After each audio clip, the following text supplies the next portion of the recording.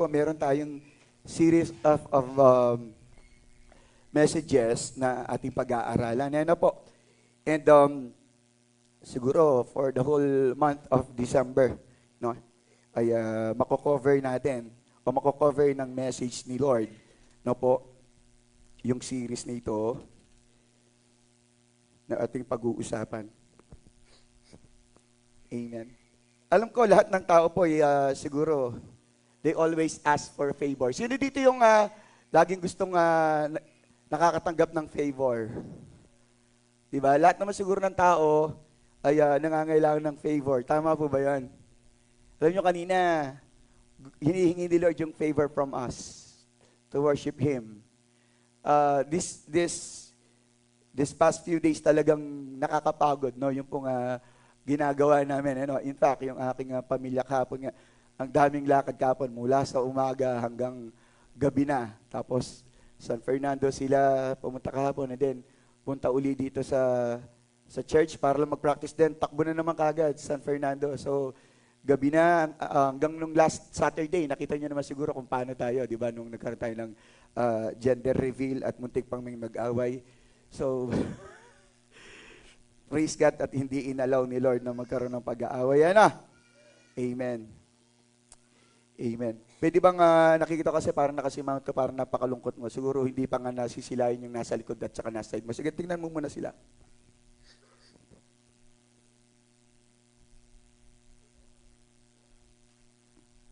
Amen. So, masaya ka na. Nakita mo na siya. Okay, huwag mo na siyang lilingunin mamaya. Okay ba yan? Amen ba yan? Sabi mo sa katabi mo, galit-galit muna. Okay? Huwag ka munang makikiyayano sa kanya kasi maaari niyang sirain yung focus mo this morning at baka dumating si Lord, maiwan ka. Hindi mo makita yung pagdating ni Lord. Amen po ba? Amen. Sige. Samahan niyo po ko sa Luke chapter 18 verses 9 hanggang 14 na ating pag-aaralan this morning. Alam niyo po, sa mga darating na mga araw, pag-uusapan natin yung buong Luke chapter 18. Mayroong ni-reveal si Lord kahapon doon nung ako po ay gumagawa ng message. So, sabi ko, grabe naman Lord ka ako. So, pag-aaralan natin yung buong chapter 18 if God's will, no, pag matapos talaga. In fact, I'm still preparing, no, for the messages, no, sa mga darating pa na mga araw. Ano po? So, let's go to Luke chapter 18 verses 9 to 14 and pwede ba tayong lahat magbasa? Okay, 1 to 3, read. Sinasalaysay rin niya ang talinghagang ito sa ilan na nagtitiwala sa kanilang sarili na sila ay matutuwid at hinahamak ang iba. 2 lalaki ang pumunta sa templo upang manalangin.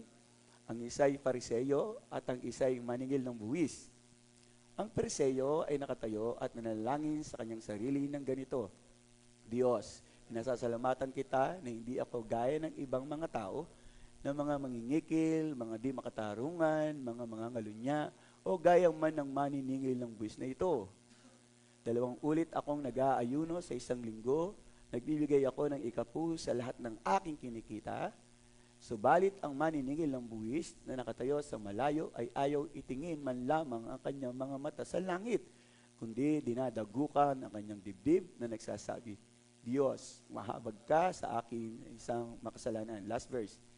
Sinasabi ko sa inyo na naog patungo sa kanyang bahay ang taong ito na inaring ganap sa halip ng isa, sapagkat ang bawat namamataas sa kanyang sarili ay ibababa, ngunit ang nagpapakababa sa kanyang sarili ay itataas. Tayo po'y panadali ang imukot manalangin.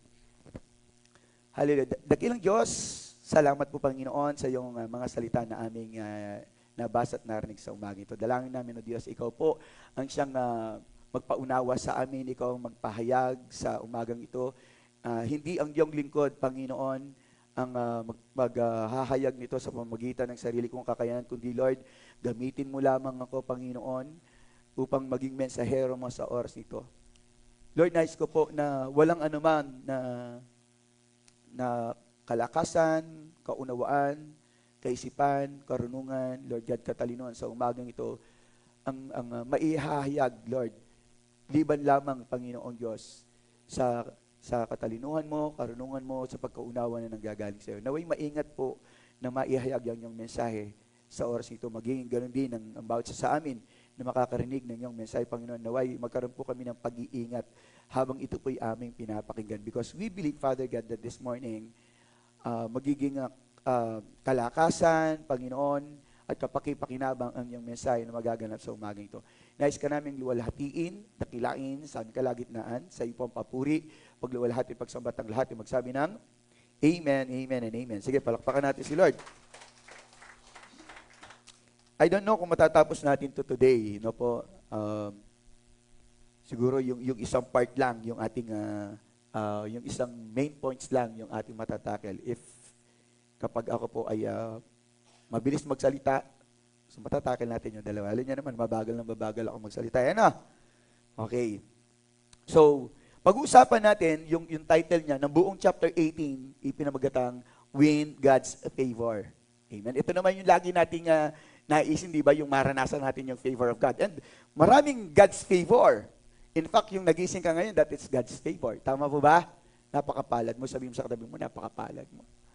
Sabi mo, bakit? Gumising ka pa kasi. Parang may panghinayang no? Gumising ka kasi.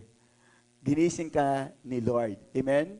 For the purpose of today.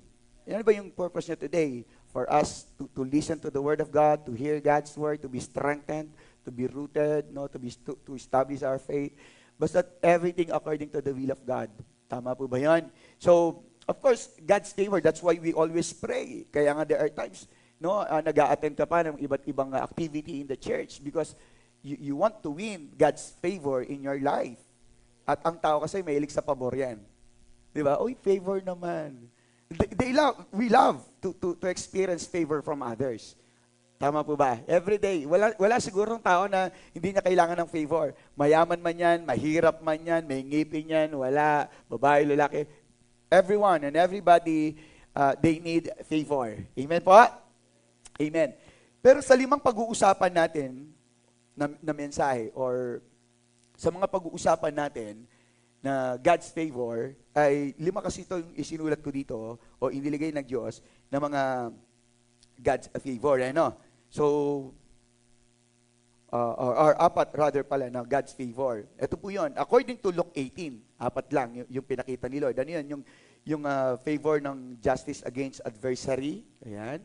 And then yung favor of forgiveness na ating pag-uusapan ngayon, forgiveness of sins. And then yung favor of eternal life in God's kingdom. And then yung favor of complete healing. Yan. Ito yung mga favor na makikita natin sa Luke chapter 18 kung ating susuriin, ating babasahin.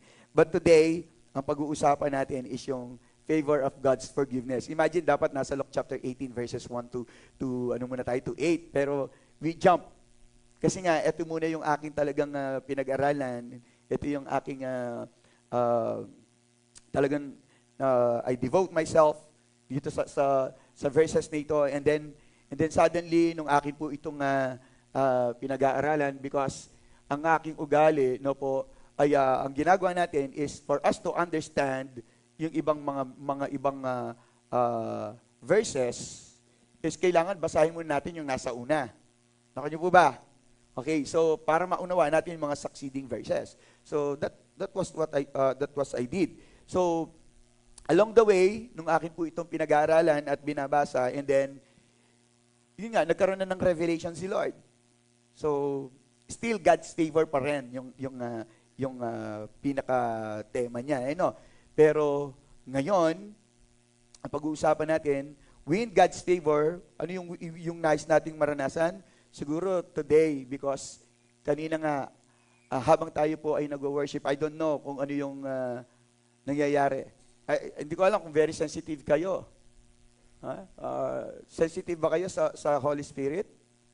Talagang kapag hindi nyo ba nararanasan ng Holy Spirit, you will not stop worshiping Him until na maranasan mo siya, until na mag-flow siya sa iyong buhay, sa iyong puso. No po? So, marahil, mayroon sa atin nangangailangan ng forgiveness na until now ay hindi pa siya na-release. Hindi niya pa naranasan yung forgiveness from God. Maaring nag-confess ka na, pero naroroon pa rin yung kasalanan or mga kasalanan because sabihin natin na para bang pili lang yung ating hinihingi ng kapatawaran sa Diyos. Diyan ka ba? Because there are times na yung mga ibang bagay na nagawa natin kasalanan, we do not consider it as a sin. Nakuha niyo po ba? Hello? Yung bang parang just a matter of expression, o kaya hindi mo ginawa yung isang mabuting bagay na dapat gawin. Kasalanan na po yun. Kung ano yung nire-require ni Lord na dapat gawin natin, hindi ka nakapag-pray. Kasalanan na yon. Totoo ba yung pastor? Yes. Because as a Christian, we must pray. Nakuha niyo po ba? Okay? So, kailangan talaga nating ihingi ng tawad yung mga bagay-bagay sa ating buhay. Every time ng ating buhay, every day of our life, kailangan tayong humingi ng kapatawaran sa ating Diyos. So, today, hingin natin yung God's favor or favor of God's forgiveness. Amen? So, yun ang pag-aaralan natin. Hindi naman tayo magpo-focus talaga doon sa forgiveness. Pero yung pinaka-favor ba ni Lord na maranasan natin to? Amen? Doon tayo after sa favor Nandun naman yung forgiveness Pero kailangan talagang yung favor ni Lord, na talagang yung desire ni Lord, yung willingness niya sa atin na tayo po ay patawarin sa ating mga pagkakasala. Okay. So meron 2 points dito na ating pag-aaralan. 2 main points. Number 1 is reconciliation matters. Of course, kapag gusto mong humingi ng tawad sa Diyos, maranasan yung kapatawaran.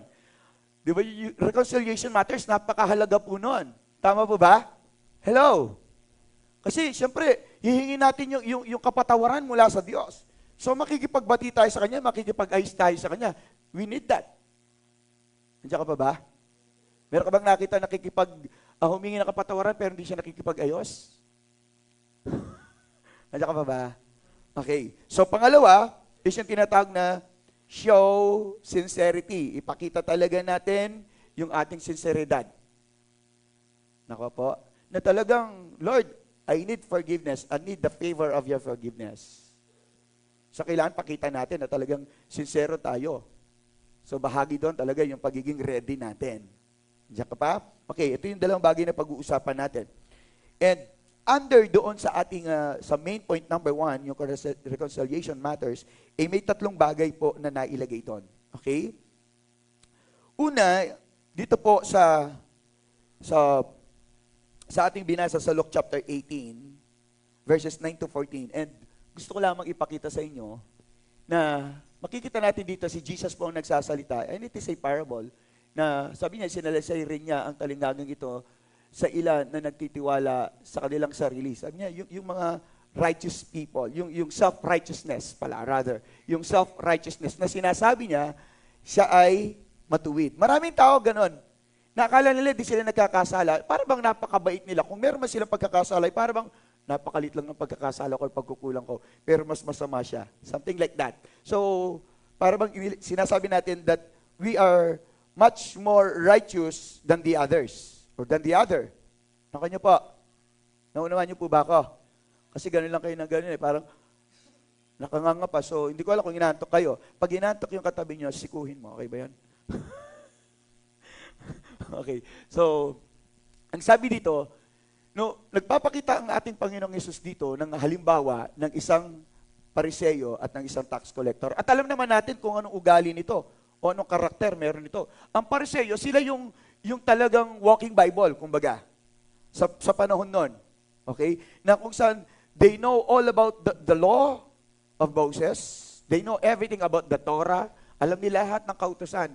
No? Ganun siya.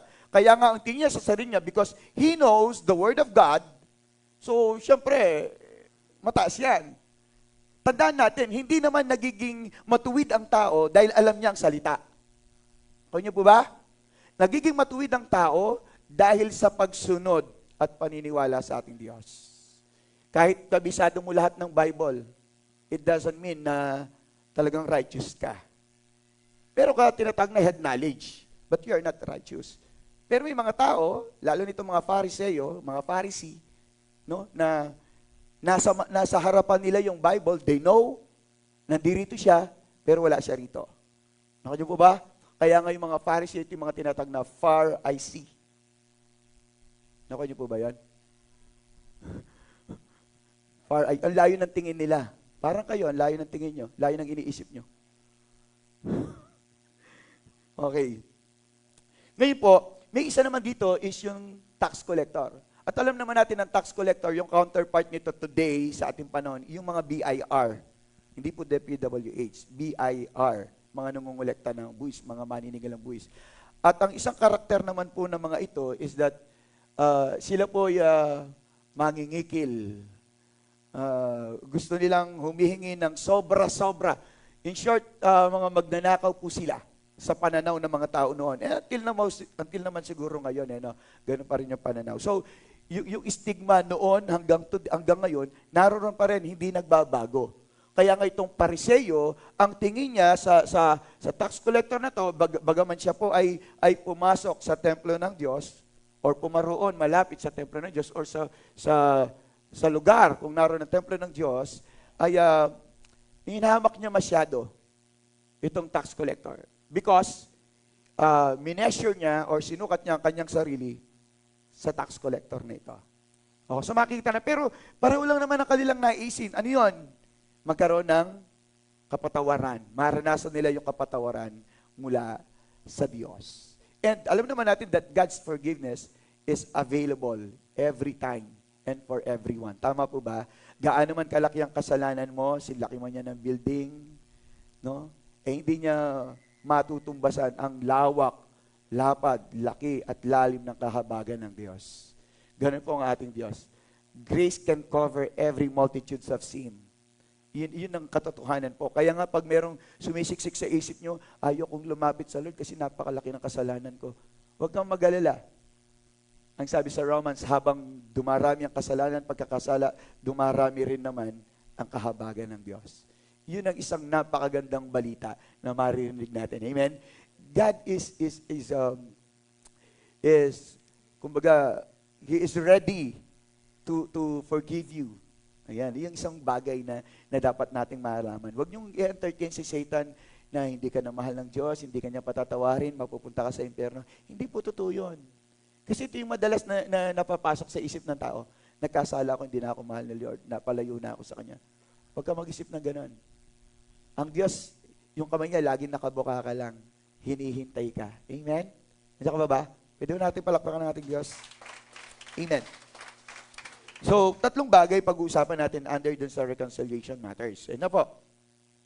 Again, ang pinaka-theme or pinag-uusapan natin ngayon is win God's favor. And under that, meron tayong subtitle, yung favor of God's forgiveness. Kasi sa mga susunod, win God's favor pa rin ang ating pag-usapan, pero mag-iiba lang tayo sa subtitle niya, yung favor of God's forgiveness. And then after that favor of God's forgiveness, merong dalawang pag-uusapan tayo na main points. Yung reconciliation matters and then show sincerity. So, under that main points, meron tayong mga sub-points. Okay? So, ito yung ating sub-points na pag-uusapan. Of course, it is very obvious na kapag tayo po ay lalapit sa Diyos upang maranasan natin ang kanyang kapatawaran, kailangan naroon talaga yung reconciliation. Yung pakikipag-isa muli, pakikipagbati, pakikipag-ayos sa ating Panginoon. By the way, kumusta yung relation niyo ni Lord, yung relationship niyo ni Lord? Okay ba kayo? Hindi ka ba galit kay Lord? Sigurado ka? Hindi ka galit kay Lord? Totoo. Ba't di ka nag-attend nung midweek? Sabi mo, hindi ka galit sa Kanya. Bakit ang tagal mong hindi nag-attend? Okay ba yung pakikitungo? Ba't di ka nag-pray kanina? Bakit di ka makapag-worship? There's something wrong in you. There's something wrong sa relationship niyo ni Lord. Kasi kapag okay ang relationship niyo, hindi pwedeng wawali ka sa Kanya. Tama po ba yan? Amen. So there is something wrong. Tama? So today, kailangan natin makipag-reconcile sa Diyos. Alam niyo po ba na merong tinatawag na ministry of reconciliation? And that is the ministry of Jesus Christ here on earth. Ang ministry niya is pagkaisahin o ibalik muli sa dating kalalagayan ng tao. Na kung paano nilikha ng Diyos, dinisenyo niya ng Diyos ang tao, yun ang nais ibalik, no, ng ating Panginoong Hesus, yung ating kalalagayan. Kaya nga sinabi, repent. Di ba? Lagi ko yung explain. Repent, ibig sabihin yung re, yung prefix na yon, yung re, and then lagyan natin ng hyphen, and then yung pent. Yung re means again, yung pent, yung taas. Tama? So, ibig sabihin, maibalik tayo sa dati nating mataas na kalalagayan. Yun ang nais ng Panginoon. Okay? So, today, nais ng Panginoon na magkaroon ng reconciliation. And, of course, paano ba makipag-reconcile sa Diyos? Amen? Bagaman nariyan si Jesus Christ, hindi naman lahat, no? Hindi naman lahat ay si Lord lang ang gagawa. Of course, kailangan ng ating cooperation. Sabi mo, cooperation. Iyon, cooperation. Parang ang tamplay nyo kasi gusto kong magsigla, kaya lang parang ang tatamlay nyo, no? Sige. Okay, number 1. Okay. Ganito po kahalaga, no, yung reconciliation na sinasabi natin or pinag-uusapan natin.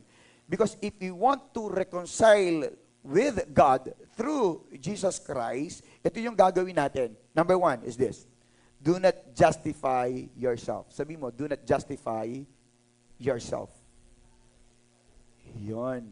Kapag tayo po ay nakikipag-ayos sa ating Panginoon, kasi may mga ganitong uri ng mga tao, gaya nitong sa Pharisee, yung Phariseo. Tingnan natin yung sa kwento rito, sa Luke chapter 18, tingnan natin, verse 10, ito po, tingnan niyo po, sabi niya, 2 lalaki ang pumunta sa templo upang manalangin, ay ang isa'y Pariseo at ang isa'y maniningil ng buwis. So verse 11, tingnan niyo po, ang Pariseo ay nakatayo at nananalangin sa kanyang sarili ng ganito. Tingnan niyo po observe this one. Diyos, sabi niya, this is the prayer of the Pharisee. Diyos, pinasasalamatan kita, okay, na hindi ako gaya ng ibang mga tao. Kung titignan natin, sa una, ang ganda ng bungad niya. Para bang, Lord, I thank you. Parang nilululwalhati niyang Diyos Makita natin? Kasi nga nakikipag-ayos Are you there?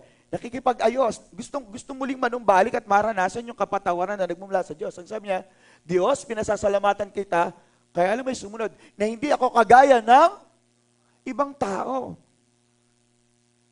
Imagine that. No? Imagine that. Ano yung nangyayari? No? Na para bang nag-iba yung kanyang tema. Okay? So makikita natin dito, ano daw ang sinabi niya? Na mga mangingikil, mga di makatarungan, mga mangangalunya, o gaya man ng maniningil ng buwis na ito. Verse 12, anong sabi niya? 2 ulit akong nag-aayuno sa isang linggo, nagbibigay ako ng ikapu sa lahat ng aking kinikita. Imagine that, ito yung laging iniisip ng mga tao. They always want to justify themselves that they are faultless. Na parang wala silang ganong kabigat na kasalanan or wala talaga silang kasalanan compared to others na talagang makasalanan. So makikita natin, ganito ba ang nakikipag-ayos? Ganito ba yung gusto mong maranasan na i-justify yung sarili mo sa ating Diyos? We cannot justify ourselves to God. Only Jesus Christ can justify us to God. Naunawa nyo? Ang Diyos lang ang siyang magpapaging ganap sa atin sa harapan ng Diyos. Kaya nga sabi sa Bible, di ba? We cannot enter into the kingdom of God liban lamang kay Jesus Christ. Tama po ba? Kasi hindi naman tayo karapat-dapat sa harapan ng Panginoon. We are not righteous. Para tayo po ay makaranas ng kapatawaran mula sa Diyos, hindi tayo pwedeng dumirekta sa Kanya. Kailangan tayo dadaan kay Jesus at si Jesus ang siya makikiusap sa Diyos on behalf of us. Kaya hindi mo kailangang i-justify yung sarili mo. Hindi mo kailangang mag-reason out. Hindi kailangan yon. God knows it. At ang papakinggan lamang ng Diyos ay si Jesus because Jesus is the righteousness of God. At tayo po, para maging matuwid tayo sa harapan ng Diyos, ay sa pamamagitan lamang ni Kristo. Nakan niyo po ba? Napakahalaga po nun. Kaya hindi mo kailangan na, Lord, kasi po ganito. Hindi kailangan ng Diyos yon.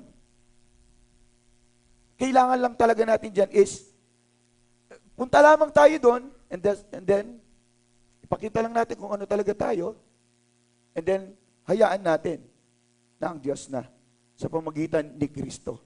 Na po, tingnan niyo po yung Ephesians chapter 2, verse 8 to 10. Tingnan niyo po yung sinasabi rito. And alam ko po, alam natin lahat to. Ephesians 2, 8 and 9, sabi niya, sapagkat sa biyaya kayo'y naligtas sa pamamagitan ng pananampalataya. At ito'y hindi sa pamamagitan ng inyong sarili. Ito'y kaloob ng Diyos. Naunawaan niyo po ba? Church, naunawaan niyo po ba? Hello, naunawaan niyo po ba? Amen. Kasi hindi kayo nakafocus, nakikita ko. We need to understand it. We need to stay focused. We need to stay focused. Kasi napakahalaga na pinag-uusapan natin ngayon. Hindi po ito biro-biro. It can save your soul. It will strengthen your faith. Hindi po ito basta-basta lang. Do not deprive the Word of God, the message of God. Na para bang wala lang yan. Na narito ka lang, para nakikinig ka lang. Para ka lang Pariseo.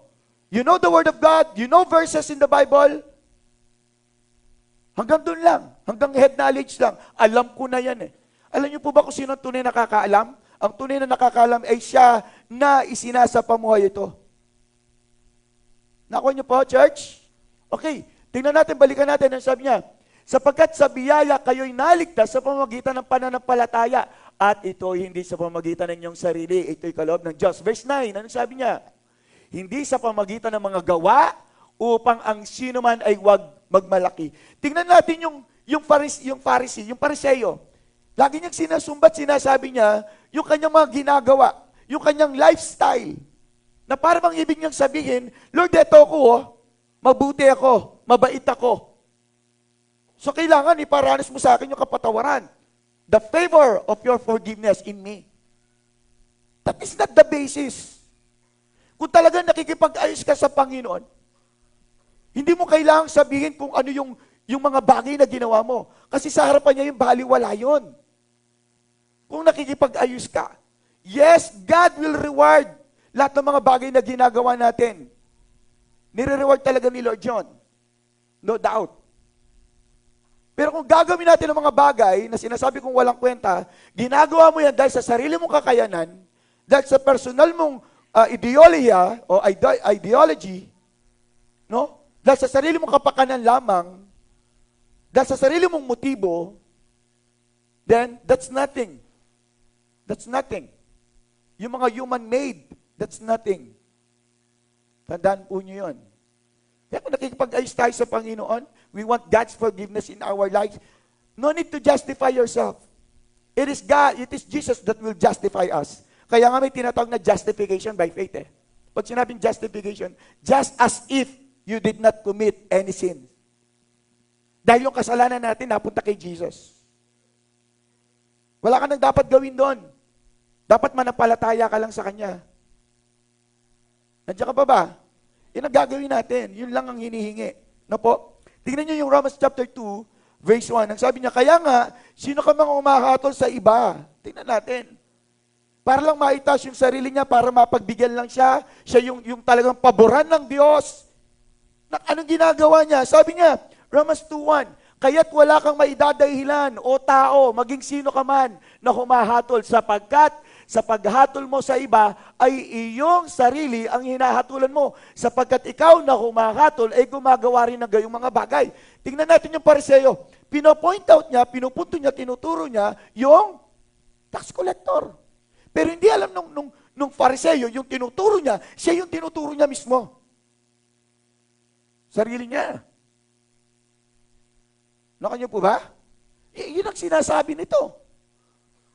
Kaya nga kapag tayo nagtututuro, siya na lang pastor. Pero sa totoo, ikaw yon. Ito yung sinasabi ng chapter 2 ng Romans, verse 1. Kapag sinabi mong, ay, pastor, tamad to, si brother, ikaw yung tamad, hindi siya. O maaring pares din kayo.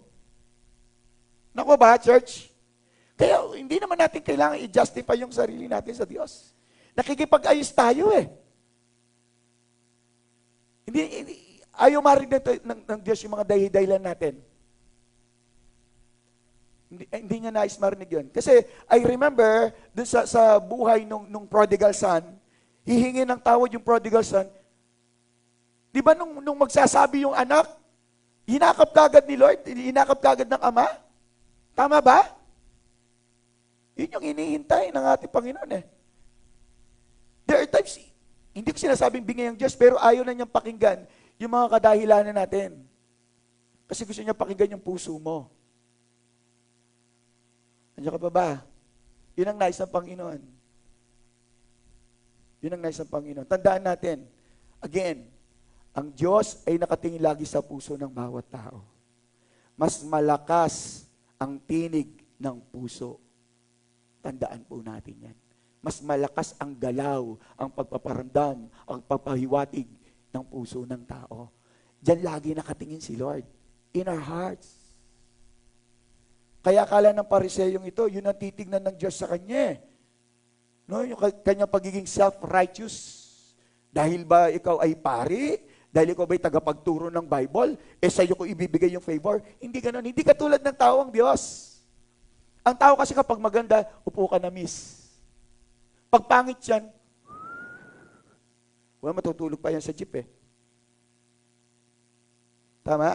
Kapag ka magbabayad, iaabot yan, pag pogi yan. Pero kapag ka medyo hindi mapogi yan, talagang bayad daw po. Diba mga ganun? Praise God, hindi ko na-experience yan. Nung nagbabayad ako, hindi, joke lang. Hindi ko talaga na-experience yan. Hindi ako nagbabayad eh. Hindi ako nagbabayad ng pamasahin nung ako'y binata, nung nag-aaral po ako. Lagi ako nagwa 1, 2, 3. Yun ang ginagawa ko. Takbo kagad ako. Sakay takbo. Ganyan yung ginagawa ko. No? Praise God, hindi pinaranas ni Lord yun. Amen. So, pangalawa, ito po ang nangyari. Stop complaining. Comparing. Yun. Isang bagay. Kapag nakikipag-ayos tayo sa Panginoon, we want God's favor in our life. Huwag mong i-compare. Yun yung sinabi rito kanina eh. No? Kino-compare niya yung sarili niya sa iba. Maliwanag ang sinasabi ng Panginoon sa atin. 2 Corinthians chapter 10, verse 12. Ang sabi rito, tingnan niyo po, 2 Corinthians 10:12, hindi kami nangangahas na ipantay o ihambing mang lamang ang aming sarili sa ibang nagbubuhat ng sariling bangko. Tingnan niyo po. Ito yung ginawa kanina hindi kami nangangahas na ibilang o ihambing ang aming sarili sa ilan sa mga nagmamalaki sa kanyang sarili. Subalit silang sumusukat sa kanilang sarili, sa pamagitan ng kanilang sarili ay inihahambing ang kanilang sarili sa isa't isa. Sila hindi nakakaunawa. Imagine, kapag ikaw daw lagi mo kinukompare yung sarili mo sa bawat isa at kinukompare mo yung isa sa'yo, okay, listen to this kasi medyo magulo siya, no? Tama? Magulo ba siya kagaya mo? Hindi naman, no? So sinabi rito na parang, halimbawa, kung kinukompare ko yung sarili ko kay JP at sinukompare ko si JP sa sarili ko, parang kinukompare ko ang sarili ko sa sarili ko. Naunawan niyo po ba? Hindi na magulo. Okay. So, nakita natin ganun yung ginawa ng Pariseyo. Just to win the favor of God, talagang gusto niya angkinin yung favor ni Lord ng forgiveness. Gusto niya sa kanya mapunta. Hindi po ganun ang Diyos eh.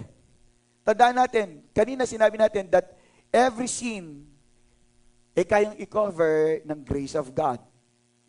Ako niyo po ba? Imagine, one man, Jesus Christ, bagaman Jesus is not a man, He is 100% God and 100% man at the same time. Hindi siya talaga, sabi natin, yung taong katulad natin talaga.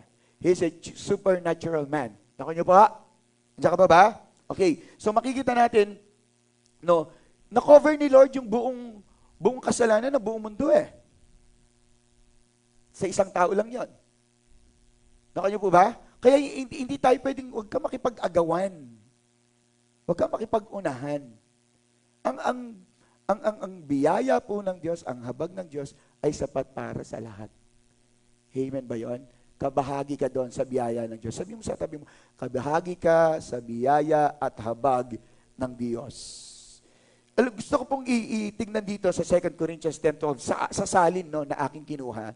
Ang sabi niya, hindi kami nangangahas na ipantay o ihambing man lamang ang aming sarili sa ilang nagbubuhat ng bangko. Mas maganda kasi yung termino Yung nagbubuhat ng bako, yung itinataas nga nila yung kanilang sarili. Alam niyo, ito yung isang bagay talaga na para bang nagbibigay sa atin ng sabihin na natin na maaring encouragement or sabihin natin discouragement. Dalawang bagay yan. Bakit? Tingnan natin. Kapag tayo po ay tumitingin sa iba na mas angat sa atin, if we are comparing ourselves to others, na para bang, halimbawa lang, alam ko si pastor, pag humingi siya ng tawad, patatawarin siya kasi talagang nakita natin yung buhay niya, nakita natin yung pagpapagamit niya, nakita natin kung paano siya maging busy or what sa gawain ng Diyos, yung commitment niya. Talagang, ang tingin mo sa sarili mo, para bang, huli na ako, wala na akong karapatan. Hindi po ganon. Hindi ganon ang ating Panginoon. God doesn't show favoritism. Walang favorite si Lord. Yes, amen. Pantay-pantay lamang po si Lord. Tandaan natin yan. Ngayon, ang sabi rito, napakahangal nila. Mangmang sila. Wala silang pagkaunawa. They are full. Or foolish. Mangmang sila. Hangal sila. Ang sabing ganon, ang sarili nila ang ginagawa nilang sukatan at pamantayan ng kanilang sarili. Maliwanag sa sinabi sa Matthew chapter 7. Tingnan po natin yung Matthew chapter 7. No po. Tingnan niyo po yung sinasabi rito sa verse 1 and 2. Sabi rito, Matthew 7, sabi niya, huwag humatol upang hindi kayo hatulan. Tingnan natin, mahatulan. Sapagkat sa hatol na inyong ihahatol, ay hahatulan kayo, at sa panukat na inyong isusukat, ay susukatin kayo. Yun ang mabigat na tayo mismo ang naglalagay sa sarili natin sa isang hukuman at kung paano tayo hatulan ng Diyos. It is us. Every time we compare, itong Fariseo na to na humihingi ng God's favor of forgiveness, parang sinasabi niyang, Lord, huwag mo akong patawarin. Nakuha niyo pa ba yun na siya yung humihingi ng kapatawaran, pero sinasabi niya, huwag mo akong patawarin dahil sa kanyang kilos, dahil sa kanyang pag-uugali, dahil sa kanyang mga ginagawa. Kumbaga dinadagdagan niya lang lalo yung puot ng Diyos sa kanyang buhay. Nakuha niyo po ba, church? Kaya nga isang bagay na dapat nating iwasan o tanggalin sa ating buhay. No? Yung tayo po ay, kapag tayo lumalapit sa Diyos, nakikipag-isa sa ating Diyos, sa ating Panginoong Yesus, no? Magkakaroon tayo ng comparison. Amen po ba? Nandiyan ka ba? Galatians chapter 6 verse 4, each one should test his own actions. Ito yung mas maganda Dapat yung bawat isa daw sa atin, suriin kung ano yung pagkilos natin, yung mga ginagawa natin, yung motibo natin, yung kaisipan natin, yung pananalita natin, buong katawan. Let us check it always. Examine it always. Ayun na sinasabi niya. Ngunit subukan ng bawat isa ang kanyang sariling gawa at kung magkagayon, ang kanyang dahilan upang magmalaki ay sa kanyang sarili lamang at hindi sa kanyang kapwa. Yung sa'yo lang. Sabi mo sa katabi mo, huwag mo akong papakilaman. Kasi, di ko alam, I don't know kung tatawagin natin, concerned ka lang ba sa kanya? Are you really concerned to others? Na talagang, o gusto mo lang pakialaman yung buhay niya, gusto mong kontrolin yung buhay niya, o gusto mong tularan ka niya. Kasi magkakaiba po yan, may pakialam ka sa kanya na para mong sabihin mo, ganito ang gawin mo. Or may pakialam ka sa kanya, maaaring dahil hindi niya alam yung kanyang ginagawa at mapapahamak siya. I don't know what's your purpose, what's your motive. Naku niyo po ba? Hindi ko alam. But it's up to you. Or if you want to encourage these brothers and sisters. Sometimes tayo kasi kapag nag-a-advise, gusto natin yung advice natin, yun yung gawin nila. Tingnan mo ko. Ang kapalaran ni Juan, hindi kapalaran ni Pedro. Do you believe on that? Kung ikaw sa iyong area, no? Sa iyong profession, diyan ka umunlad, well, praise God. That's good. Kasi kung titingnan natin, sabi ng mga magulang, anak, mag-nursing kasi yung anak ni Kumare, nag-nurse, nandududa ngayon sa Amerika. Ang yaman na nila.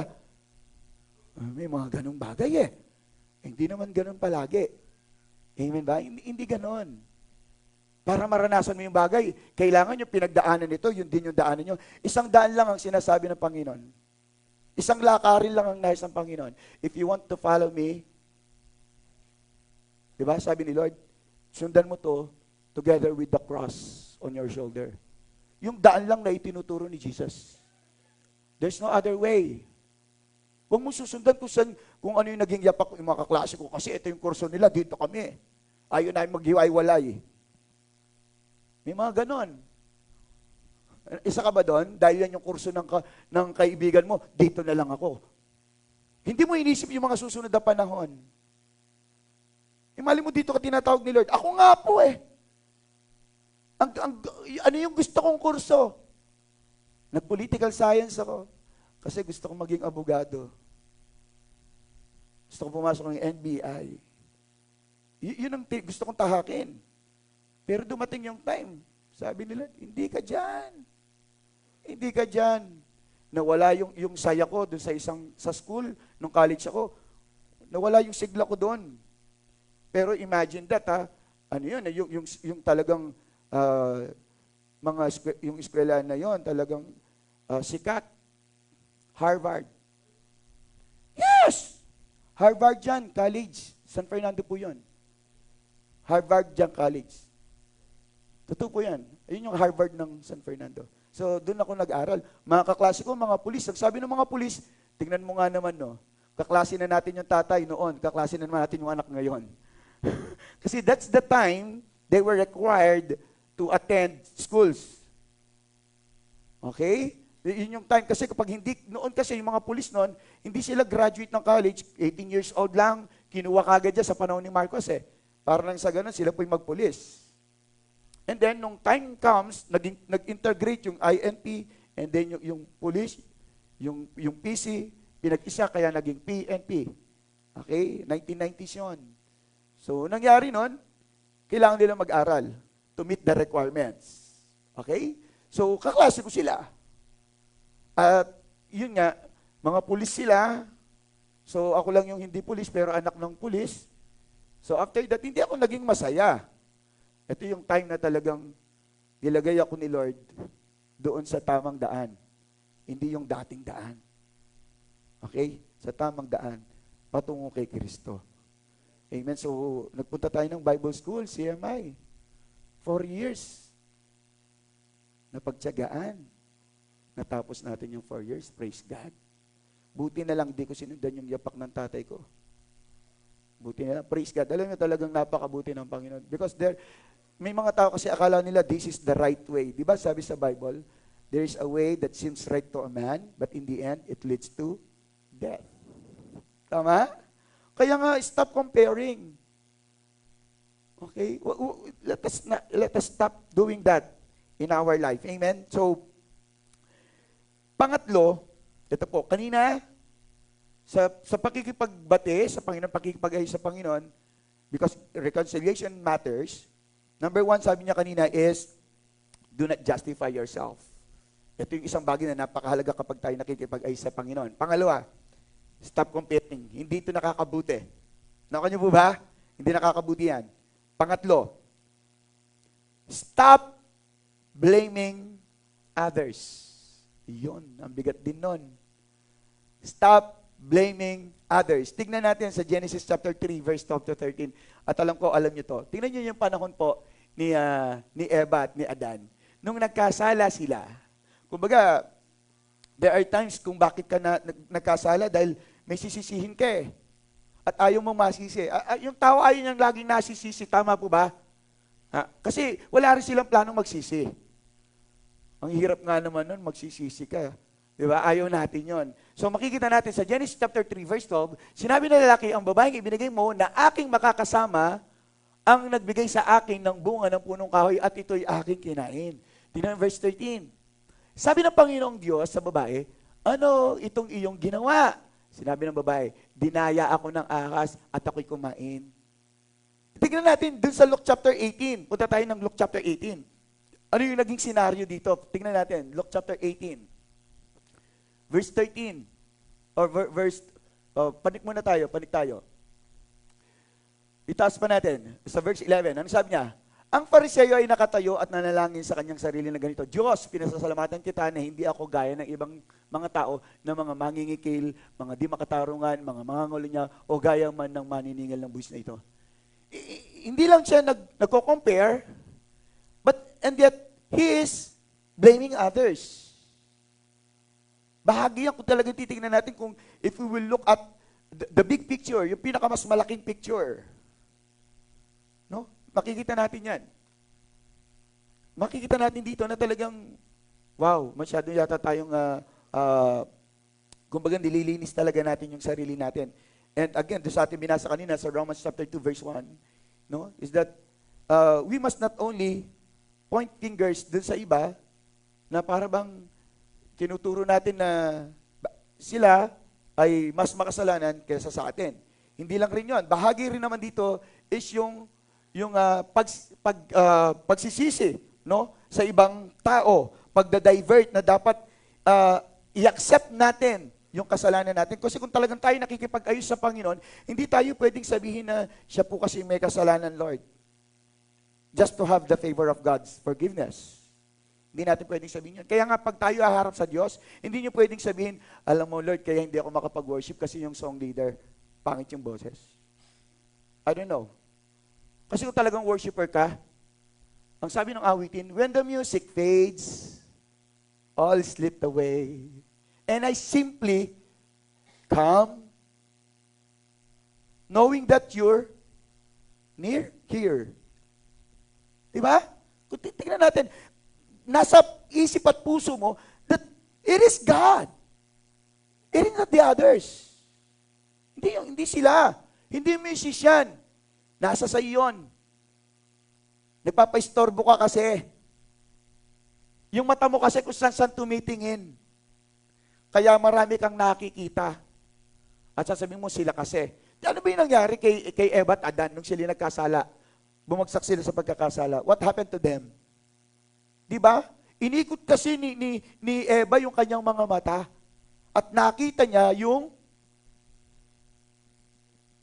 prutas, yung bunga ng punong kahoy. At nung makita niya, dahil yung mata yung ginamit niya, dumating ngayon si Satanas. Nakita niya yung pagkakataon na madaya itong si Eva. Pinilit niya, tinempt niya. So, natempt naman itong si Eva. Si Eva ngayon, nandamay. Si Adan. Ngayon, nung naganap na yung pagkakasala, dumating ngayon ng Diyos.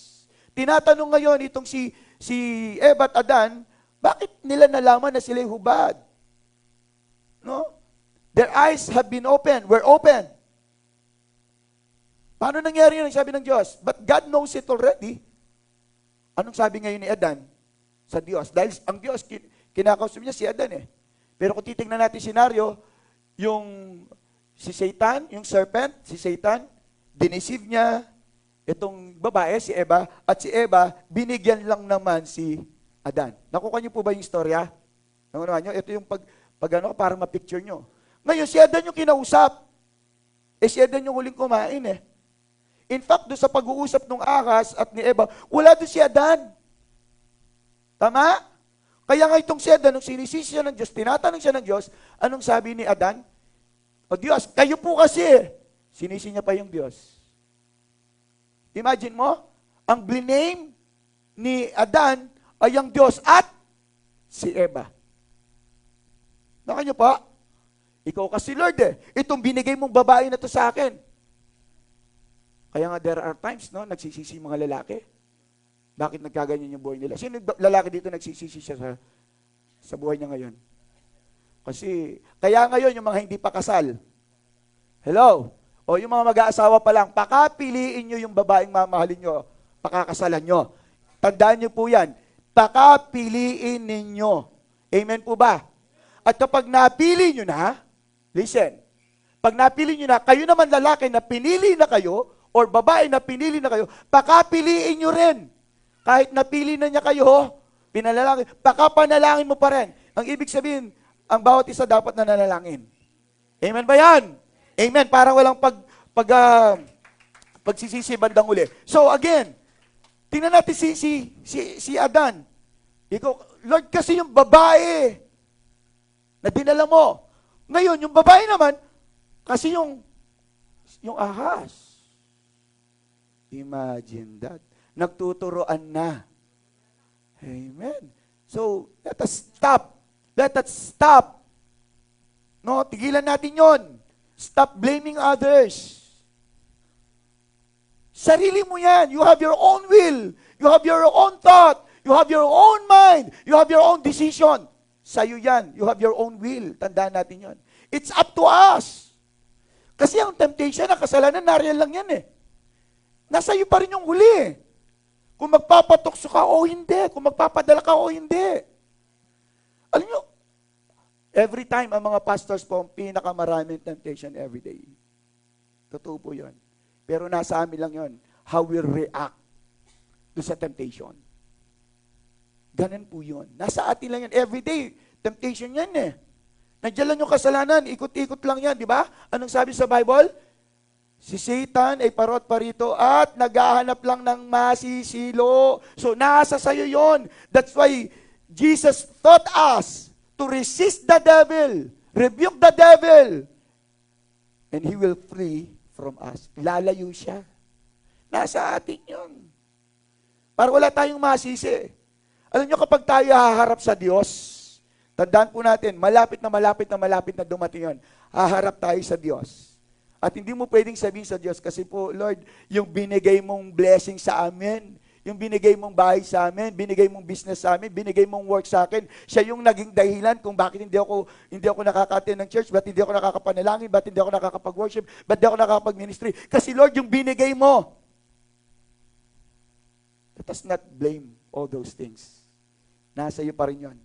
Because ang tao po, as far as I know, ay binigyan ng Diyos ng pare-parong 24 hours. Sino dito binigyan lang ng 20 hours ng Diyos?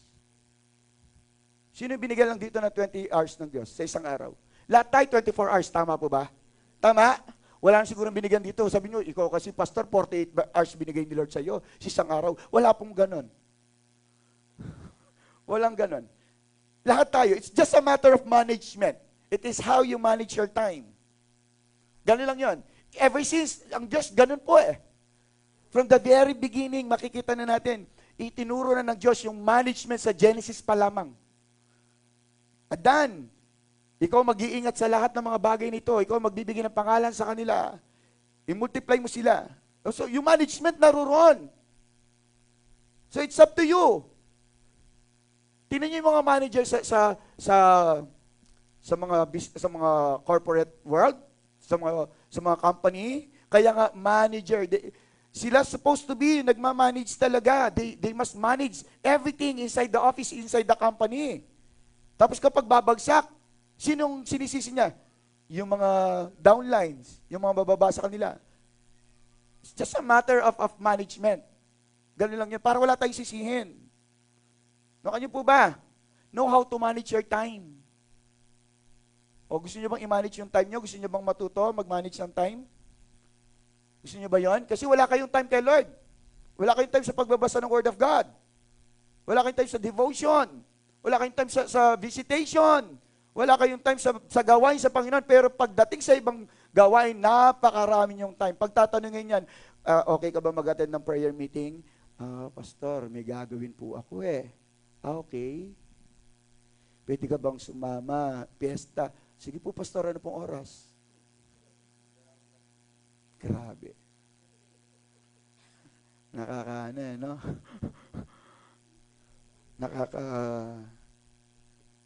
Nakakasakit lang ng damdamin yung ganun. Pagdating kay Lord, walang time. Pagdating sa mundo, so much time. Sa paglilinis na nga lang eh. Wala kayong time. Wala tayong time. And you don't know na yung simpleng paglilinis na hindi natin ginagawa. Tingnan niyo po simpleng paglilinis lang. Hindi mo ba alam na gagamitin ng Diyos ito para i-reward ka? Para ayusin ang buhay mo, para ayusin ang family mo. And tinitingnan lang natin, napakalaw. Janitor, anin ko yan. Take note. Alam niyo po, kahapon, naglinis kami lang. Ako lang, naglilinis. Ilang paso po yan. Hindi ko tinatas ang sarili ko, bagsak ako ni Lord. Ang sinasabi ko lang, Hindi lang pastor ang may trabaho nun. Gusto kong ulit-ulitin yung pinos ni JP eh. No? Hindi na dapat trabaho ng pastor ang nagsasong lead. Tama ba? Mali? Trabaho pa ba ng pastor yan? Alam niyo ba yung word ng pastor? Di ba? Overseer, shepherd. Dapat may mga song lead. Yung sa panahon po ni Moses, mayroong mga Levites. These Levites are the frontliners. They are the one who manage yung sa praise and worship. Pagdating sa altar, pagdating sa temple, sila na yon. Wala si Moses doon. Wala si Moses doon. Okay, makikita natin yon. Kaya nga, makikita, alam niyo po, naging bunga kay Moses nito, napagod si Moses, nagreklamo si Moses. At dumating yung point na si Moses nag-give up. Kaya ang sabi ng Panginoon sa kanya, ng Diyos, sabi, Moses, makikita mo lang yung lupang pangako, pero you will not enter to the promised land. Imagine yun. Diba? Kasi hindi tao si Moses eh. Hindi sinasabing tao lang, tao siya. He is an extraordinary man, just like you. Kasi meron pa tayong supernatural man, that is Jesus. Tayo, extraordinary lang tayo. Hindi ka ordinaryong tao. Do you believe on that? Kasi, ano ka na, citizens of heaven ka. Nako niyo ba? Andiyan ka? And this is our passport. Ito yung passport natin. So, may passport ba kayo? May passport kayo? Paano kayo makapunta sa langit? I'm not saying na, kapag may Bible ka, pupunta ka sa langit. What I'm trying to say, the Word of God, not the book itself, pero yung laman nito. Not this one, this physical book, pero yung laman, yung content nito.